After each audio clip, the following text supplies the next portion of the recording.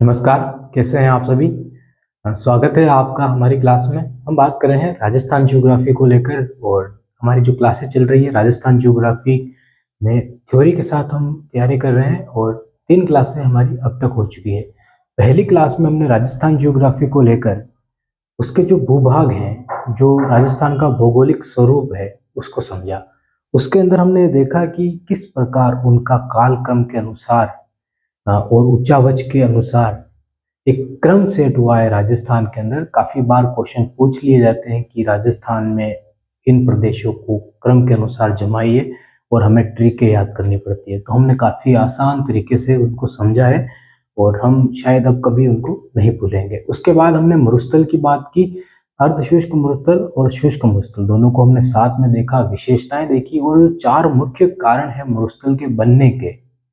33 सागर से लगाकर आज जो मानवीय क्रियाएं हुई है उन सबको हमने देखा और उसके बाद हमारी नेक्स्ट क्लास में हमने अलग अलग प्रदेशों को समझने की बात की और हमने शुष्क प्रदेश को काफ़ी अच्छे से समझा। आज की हमारी क्लास में हम देखेंगे कि जो राजस्थान का अर्धशुष्क मरुस्थल है उसकी विशेषताएं क्या है, महत्वपूर्ण कैसे है और कुछ शब्दावलियां हैं।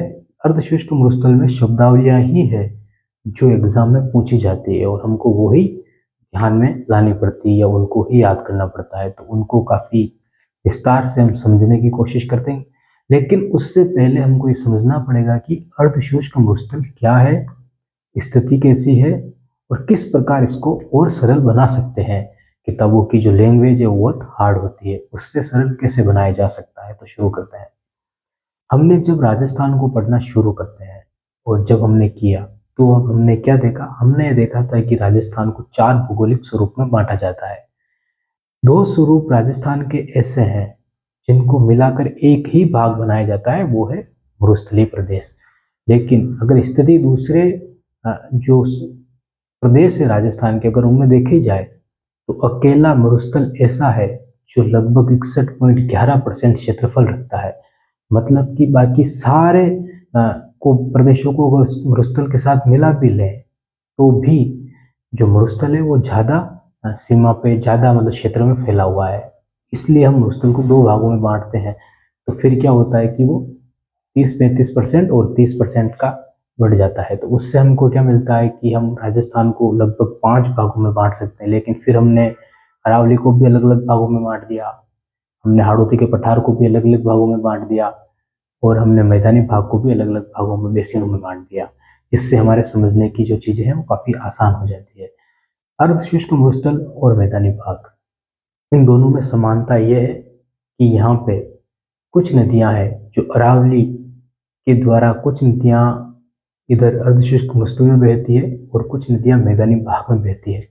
लेकिन बंगाल की खाड़ी से आने वाला मानसून जो है वो अरावली में अवरोध के रूप में अरावली सामने आती है। देख लो, इसको समझ लेना एक बार, क्योंकि शुष्क मरुस्थल को समझने के लिए काफ़ी इंपॉर्टेंट चीज़ है। मान लो कि राजस्थान में ये अरावली है, इस तरफ हमारा मैदानी भाग है और इस तरफ अर्धशुष्क मरुस्थल, इसको सेमी एरिड, सेमी एरिड, ठीक है, डेजर्ट कह सकते हो। ये इधर मैदानी भाग है प्लेन और ये है इधर सेमी एरिड डेजर्ट। ये भी प्लेन है, ये भी मैदान है, ये भी मैदान है, ठीक है।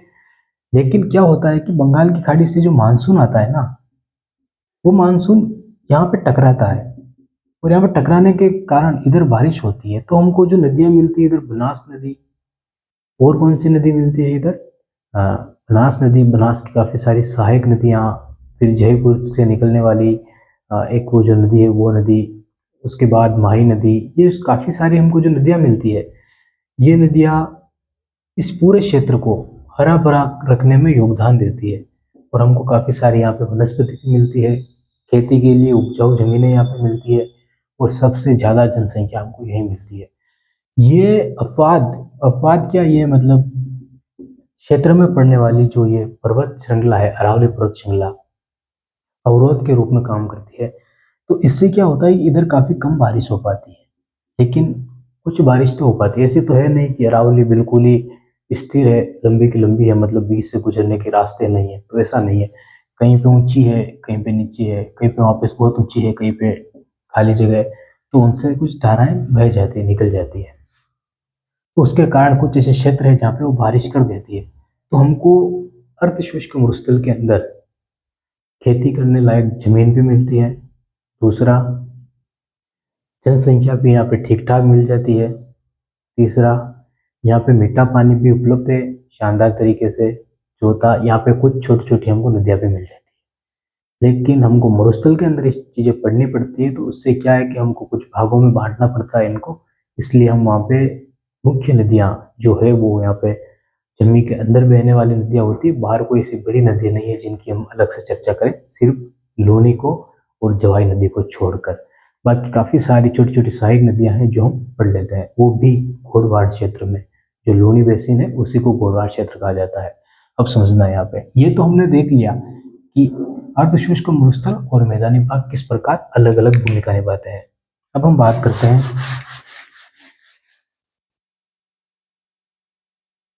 अर्धशुष्क मरुस्थल को लेकर। देखना,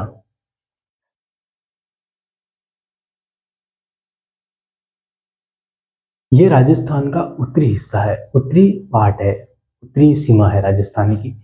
शिवालिक की पहाड़ियां मिलती हमको इस जगह, हिमालय के दक्षिण दिशा में।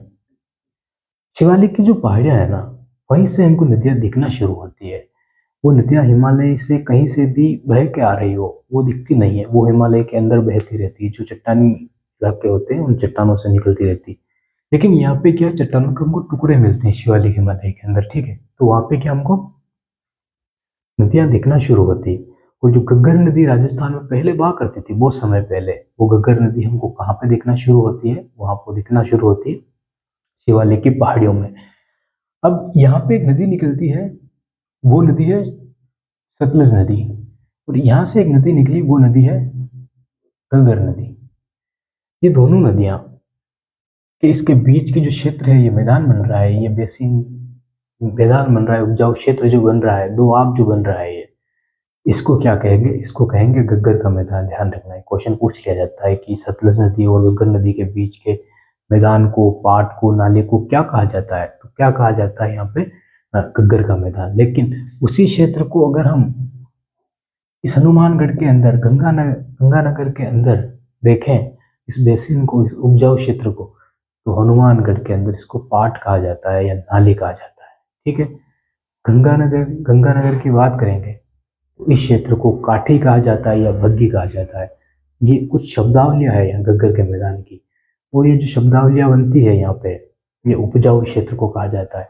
अब समझना यहाँ पे, ये नदी अभी तो है नहीं, ठीक है, पहले हुआ करती थी, अभी तो है नहीं। लेकिन यहाँ पे अभी क्या किया गया कि उसी नदी के आधार पर इंदिरा गांधी नहर परियोजना निकाली गई। अब समझना, ये जो दिशा आपको दिख रही है कौन सी है, एक तो ये दक्षिण दिशा हो गई और एक पश्चिम दिशा हो गई। दक्षिण पश्चिम, पश्चिम दक्षिण कह दो, दक्षिण पश्चिम कह दो, ठीक है। ये जो दिशा आपको मिली, और इसी दिशा के अनुसार तो इंदिरा गांधी नहर परियोजना निकाली गई। काफी सुविधा हो गई उनको, क्योंकि ढलान किस तरफ था, इसी तरफ था। लेकिन आगे बाड़मेर में तक ये जो ले जाया गया, तो फिर आगे काफी चुनौतियों का सामना भी करना पड़ा था वहां पे। तो समझना, ये जो नहर निकाली गई, इस नहर का मुख्य आधार ये था कि पहले यहाँ पे गंगा नदी, सॉरी, घग्गर नदी, सरस्वती नदियां बहा करती थी। तो जब भी कोई नदी बहती है, तो उस नदी के बहने के कारण हमको वहां पे कौन सी मिट्टी मिलेगी, इसको समझना काफी जरूरी है। जब भी कोई नदी अपने साथ मिट्टी लाती है बह के, वो मिट्टी हमेशा जलोढ़ मिट्टी होगी। मिट्टी की बात हमने अब तक नहीं की थी, लेकिन अब करना जरूरी है, क्योंकि गंगानगर को धान का कटोरा कहा जाता है, ठीक है, इसलिए हम कर रहे हैं। अब जलोढ़ मिट्टी क्या होती है? जलोढ़ मिट्टी वो होती है जिसमें सारी मिट्टियां शामिल होती है, उसमें हर एक चीज शामिल होती है जो इस धरती पर है। चाहे कोई भी चीज हो, पेड़ हो, पौधे हो, सड़न गलन, जो हुमस हुमस आप देखते हो वो हो, चाहे कुछ भी हो, इस मिट्टी में सभी तत्व शामिल होते हैं। और सभी तत्व शामिल होने के कारण ये मिट्टी उपजाऊ होती है।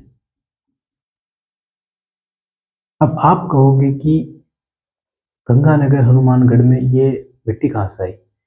तो हमने ही तो कहा कि जो घग्गर नदी है, जो सरस्वती नदी है, ये शिवालिक की पहाड़ियों से बह के आती थी। तो बह के आती थी तो अपने साथ काफ़ी सारी घात लेके आती थी। जो घात लेके आती थी वो कहाँ पे बिछाएगी? वो जहाँ पे उनको मैदान मिलेगा वहाँ पे बिछा देगी। तो शिवालिक, हिमालय तो काफ़ी ऊंचाई पे है, तो वहाँ से जो नदी बह बह के आ रही है, तो वहाँ से तो रफ्तार से आएगी, लेकिन राजस्थान जैसे क्षेत्र में आते आते वो नदी, उसका बहाव थोड़ा धीमा हो जाएगा। धीमा हो जाएगा बहाव, तो क्या करेगी वो? आप उन चीज़ों को फैलाने लग जाएगी। तो पंजाब हो गया, राजस्थान का उत्तरी क्षेत्र हो गया, यहाँ पे मिट्टी जो फैली वो जलोढ़ मिट्टी फैली, लेकिन काफ़ी समय तक यहाँ पे बारिश नहीं हुई। उस मिट्टी को हमने क्या कह दिया? बांगर। उस मिट्टी को हमने क्या कहा? बांगर। बांगर किसे कहा जाता है? बांगर मिट्टी पुरानी मिट्टी, ठीक है, पुरानी जलोढ़ मिट्टी, ऐसी मिट्टी जहाँ पे नई मिट्टी नहीं आ रही है, पुरानी मिट्टी बिछ चुकी है, लेकिन उसमें भी सभी तत्व शामिल है। सबसे उपजाऊ मिट्टी कौन सी होती है? नवीन जलोढ़ मिट्टी होती है, ठीक है। तो ये जो बांगर है बिछ गई, तो काफी समय नदियां तो लुप्त हो गई, ठीक है, दिखना बंद हो गया। अब तो कोई बारिश होती है तो नाले के रूप में दिख जाती है, बस ये है। लेकिन मिट्टी थोड़ी कहीं चली गई, मिट्टी तो वही है, तो हम क्या कहते हैं? पुरानी जलोढ़ मिट्टी कह देते हैं। बाद में इंदिरा गांधी जो नहर परियोजना निकाली गई यहाँ पे, इसका मुख्य उद्देश्य था कि गंगानगर और हनुमानगढ़ और बीकानेर, जैसलमेर, बाड़मेर, इन क्षेत्रों को वापस हरा भरा कर दिया जाए। मरुस्थल के विकास के कार्यक्रम, मतलब कि मरुस्थलीकरण को रोकने के लिए काफी सारे प्रयास किए गए, पर हम सफल नहीं रहे हैं उसमें, ये सच है। अब समझना, इंदिरा गांधी नहर परियोजना निकाली गई, निकालने के कारण नहर हमेशा आगे बहती रहती है। अब लोग क्या करते हैं? अपने खेतों में पानी ले जाते हैं, लेकिन वो नहर को, जो नहर होती है उसको, उसके पानी का यूज गलत तरीके से होने लग गया। गलत तरीके से पानी का जो यूज होने लगा, तो नदियों के सूखने के बाद हमने मरुस्थल के बारे में कितनी चर्चा की कि वाष्पीकरण हुआ है, जल का बहाव नहीं हुआ है। रेगिस्तान के अंदर जल का वाष्पीकरण होता है, बहाव नहीं होता है। तो क्या हुआ? जो धूल थी, जो मिट्टी थी, उसके अंदर काफी सारा नमक रह गया, और जब इस नहर परियोजना से पानी छोड़ा जाता और गलत यूज होता तो वो पानी फैल जाता कई इलाकों में, और फैलने के कारण वो पानी नमी रखता काफी सारी, और नमी के कारण जो मिट्टी के अंदर जो नमक है वो पानी में घुल के पानी ऊपर आने लगता, और वहां पे सफेद चादर बिछा देता। सफेद चादर बिछा देता किसकी? नमक की, लवण की, नमकीन। उससे खेती करने में काफी मुश्किल होती है, और उसी को कहा जाता है सेम की समस्या। उसी को कहा जाता है सेम की समस्या, और कारण क्या बना? मानवीय क्रियाओं के द्वारा। अगर नहर को सही तरीके से पानी को यूज किया जाता तो हम काफी सारा बदलाव कर सकते थे, लेकिन हमने उसी नहर के द्वारा हमने एक सेम की समस्या का प्राप्त की, मतलब कि उद्गम क्या का निर्माण किया हमने, समस्या का हमने ही किया वो। दूसरी चीज यहाँ पे हमको देखने को मिलती है वो है कि इस सेम की समस्या को खत्म करने के लिए हॉलैंड, नीदरलैंड के सहयोग से इंडो डच योजना चलाई जा रही है, और इसी के माध्यम से सफेदा जो होता है, आपको पता है जो सफेदा पेड़ होता है काफी लंबा होता है, उस सफेदा के पेड़ जो होता है और काफी लंबा होता है, वो पानी को काफी भयंकर तरीके से सोखने की क्षमता रखता है। तो हमने सफेदा, और इंग्लिश में उसको कहा जाता है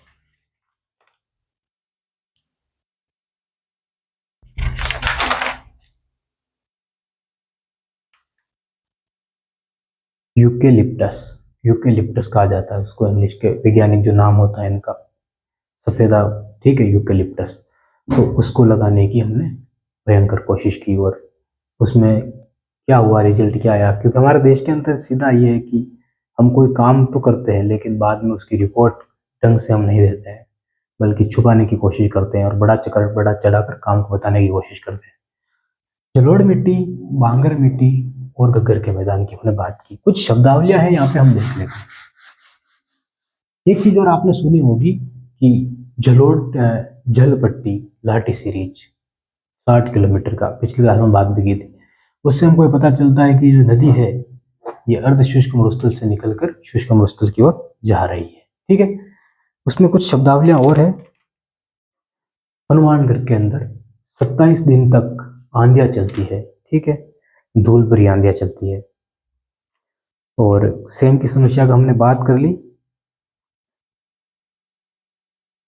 बड़ोपल हनुमानगढ़ में सबसे ज़्यादा सेम की समस्या हमको देखने को मिलती है। उसके बाद है कि घग्गर नदी जो विलुप्त होती है, वो कहाँ पे होती है? घग्गर नदी विलुप्त होती है तलवाड़ा, ठीक है, हनुमानगढ़ के अंदर, या तलवाड़ा झील है हनुमानगढ़ के अंदर, वहाँ पे, या फिर भटनेर हनुमानगढ़, यहाँ पे ये नदी विलुप्त हो जाती है, हमको दिखना बंद हो जाती है, ठीक है। अब ये नाले के रूप में दिखती, बारिश होती तो दिखती है, बाकी घग्गर के मैदान को लेकर यही जानकारी है हमको देखने को मिलती है। और जो काली बंगा, पीली बंगा जो सभ्यता है वो यहाँ पे हमको देखने को मिलती है। हम मैप के जरिए अगर इसको थोड़ा समझने की कोशिश करें तो ये हो जाएगा, हनुमानगढ़, गंगानगर और बीकानेर से इस तरह का मैप मिलता है हमको, ठीक है। तो पर पानी पी लेते हैं फिर आगे बढ़ते हैं।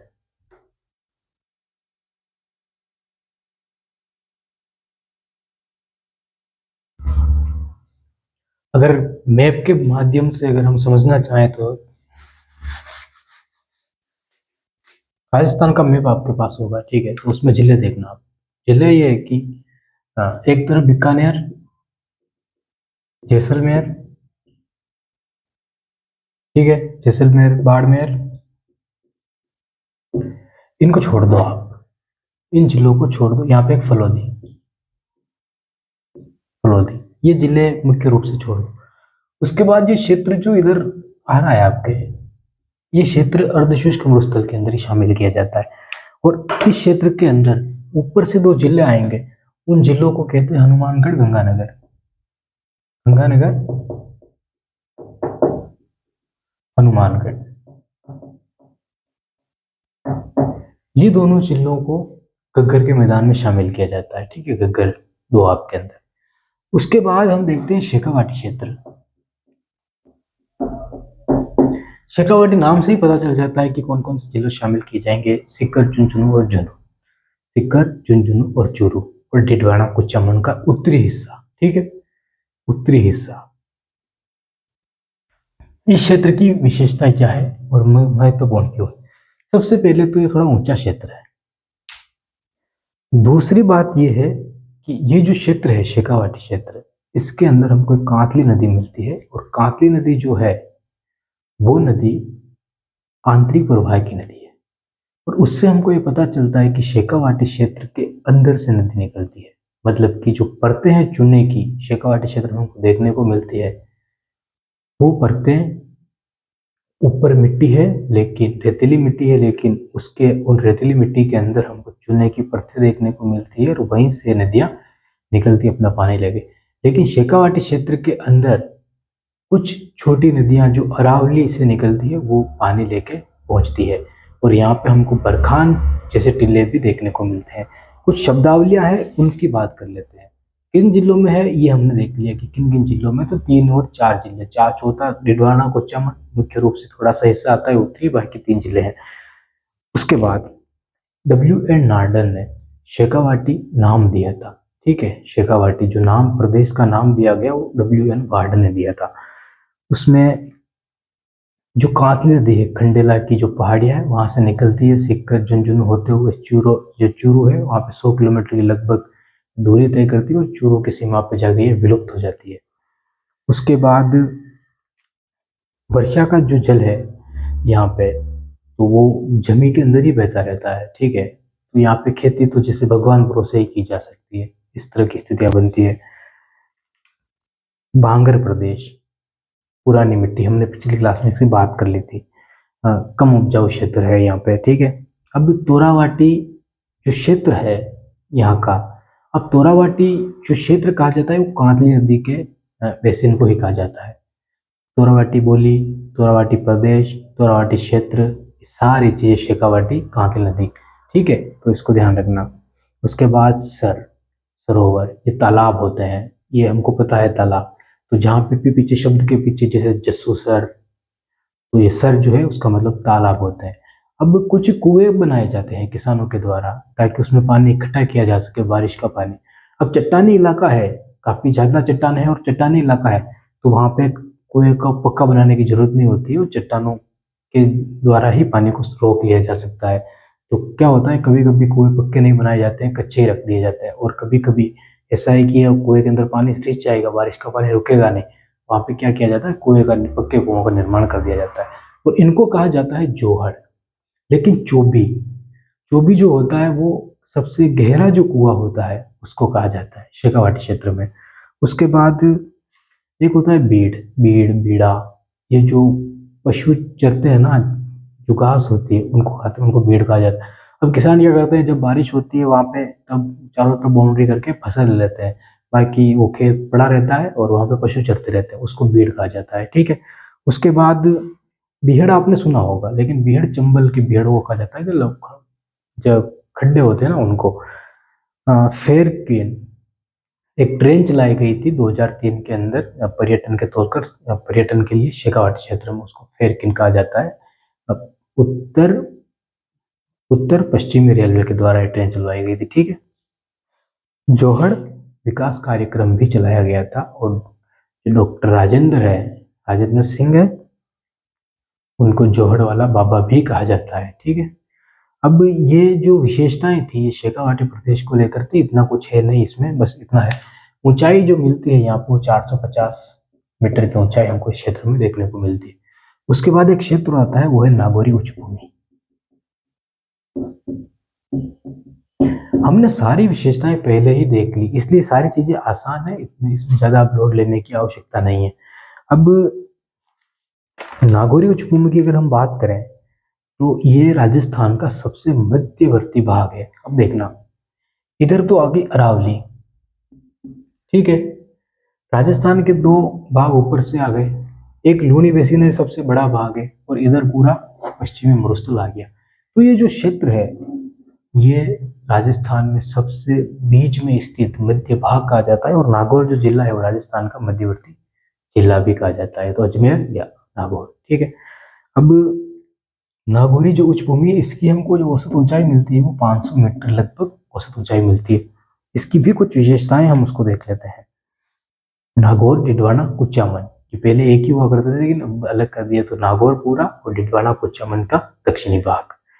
उसमें यहाँ पे बालू का स्तूप नहीं बनते हैं, बिल्कुल भी नहीं बनते, क्योंकि ऊंचा क्षेत्र है तो पत्थरिया मिलता है। और ध्यान रखना, कोशिकत्व की जो प्रक्रिया है, क्रिया है, वो यहाँ पे देखने को मिलती है। जैसे आप दिया जलाते हो ना, तो दिए के अंदर आप वो बत्ती जो लगा देते हो, आग लगा देते हो, तो किस प्रकार वो तेल को वहां पे पहुंचाती रहता है, अपना आप पहुंचता रहता है। वही क्रिया नागौर के अंदर होती है।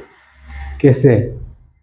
बारिश होती है तो जमीन के अंदर जो नमक है, तो जब पानी जमीन के अंदर जाता है तो वहां पर नमक घुल जाता है और धीरे धीरे वो ऊपर उठता रहता है। और जो आपने कुबड़ पट्टी, जो ये बीमारी का जो नाम सुना है, कुबड़ आ जाती है लोगों के, वो यहीं पे है। अब एक चीज हो रही है यहाँ पे, वो है चट्टाने, ठीक है। तो यहाँ पे इतना नमक कहाँ से आ रहा है, तो यहाँ पे जो चट्टाने है वही नमकीन है। बड़ी यहाँ पे विशेषता ये है कि जो चट्टाने है, नमकीन चट्टाने हमको मिलती है यहाँ पे, ठीक है। इसलिए इस क्षेत्र में ना तो खेती की जा सकती है सही से, ना यहाँ पे कोई रेतीला स्थान है, ये चट्टानी स्थान है, और उच्च स्थान ऊंचाई पे है, 500 मीटर है, देख लो 500 मीटर से ऊंचाई पे हमको मिलता है। तो ये जो विशेषता है ये है, और इसके कारण यहाँ पे असमान तत्व है और बंजर भूमि हमको काफी ज्यादा देखने को मिलती है। नागौर, पाली, जालोर, सीकर और अजमेर। अजमेर तो अरावली का आ गया। तो जो हमने जिले बताए, यहाँ पे टीले नहीं बनते हैं, स्तूप नहीं बनते हैं। जहाँ पे सबसे ज्यादा बनते हैं उनमें जैसलमेर, बाड़मेर, बीकानेर, चूरू और झुंझुनू, इन क्षेत्रों में काफी ज्यादा मिलते हैं। और ये चूरू के अंदर तो बरखान हमको देखने को मिलते हैं, ठीक है। उसके बाद हमारा नेक्स्ट है वो है लूनी बेसिन, जो राजस्थान में काफी ज्यादा जगह पे स्थित है।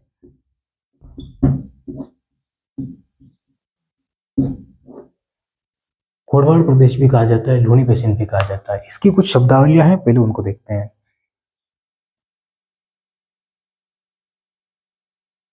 यहाँ पे नेहड़ या रेला, ठीक है, कहा जाता है। 100 वर्ष पूर्व लहराता समुद्र, 100 वर्ष पूर्व लहराता समुद्र, पिछली क्लास में हमने बात की थी और हमने देखा था कि जो बालोतरा जो स्थान है वहां तक पहले समुद्र हुआ करता था, कच्छ के रण से जो टच होता है भाग। पहले समुद्र हुआ करता था, लेकिन धीरे धीरे वो समुद्र रेत में बदल गया, तो उसी क्षेत्र को नहर या रेला कहा जाता है। ठीक है, ये पिछली क्लास में काफी अच्छे से हमने समझा था, तो अब समझाने की आवश्यकता नहीं है। और बालोतरा बाड़मेर के बाद ही इस नदी का पानी खारा होने लगता है, क्योंकि यहाँ पे पहले समुद्र हुआ करता था। अब उसके बाद है सांचौर को पंजाब कहा जाता है। ठीक है, 5 नदियों का जो होता है उसको लेकर 56 की पहाड़ियां हमको मिलती है बालोतरा सिवाना के तक। और यहाँ पे जो हमको नहर का जो भाग मिलता है वो नर्मदा नहर मिलती है। पाली, ब्यावर, दक्षिणी पूर्वी जोधपुर, बालोतरा, आबू राजस्थान, सॉरी आबू, ठीक है, बालोतरा। बालोतरा को है ना, बालोतरा के अंदर पीपलोद, वहां पे उसको माउंट आबू कहा जाता है। मरुस्थल का माउंट आबू किसको कहेंगे? पीपलोद को। और दूसरी चीज, लघु माउंट आबू राजस्थान का बालोतरा को कहा जाता है। ठीक है, कांपी जलोढ़ मिट्टी हमको यहाँ पे मिलती है। जलोढ़ मिट्टी यहाँ पे इसलिए मिलती है क्योंकि यहाँ पे जवाई नदी, पाली के अंदर जवाई बांध बना हुआ है। और दूसरा जो पाली जो नदी निकल के आती है, ये लूनी नदी, जवाई नदी और लूनी नदी, ये दोनों अपने साथ मिट्टी, नई मिट्टी लेके आती है। तो यहाँ पे हमको नवीन जलोढ़ मिट्टी, तो मरुस्थल के अंदर सिर्फ एक ऐसा क्षेत्र है, एक ऐसा प्रदेश है जहाँ पे हमको नवीन जलोढ़ मिट्टी देखने को मिलती है। वो कौन सा है? लूनी बेसिन है। इसके अलावा सबसे बड़ा प्रदेश है ये लूनी व जवाई नदी। जवाई नदी लूनी की सहायक है। पाली के अंदर बांध बना है जवाई नदी के ऊपर। और आबू पठार, ये जो जानकारियां थी ये अर्ध शुष्क मरुस्थल को लेकर थी। आपने अगर पिछली क्लासें ली है तो ये आपको कोई कठिन नहीं लगी होगी, क्योंकि मैप पूरा आपके दिमाग में सेट हो चुका होगा। अगर आपने नहीं ली है तो ये आपको थोड़ी कठिन लगेगी, फिर आपको गाइडों का सहारा लेना पड़ेगा। आज की क्लास कैसी लगी कमेंट करके जरूर बताना। अर्धशुष्क मरुस्थल की जो विशेषताएं थी, जो इंपॉर्टेंट चीजें थी, हमने वो बता दी। बाकी काफी सारी चीजें आपको गाइडों में मिल जाएगी। बहुत बहुत धन्यवाद आपका।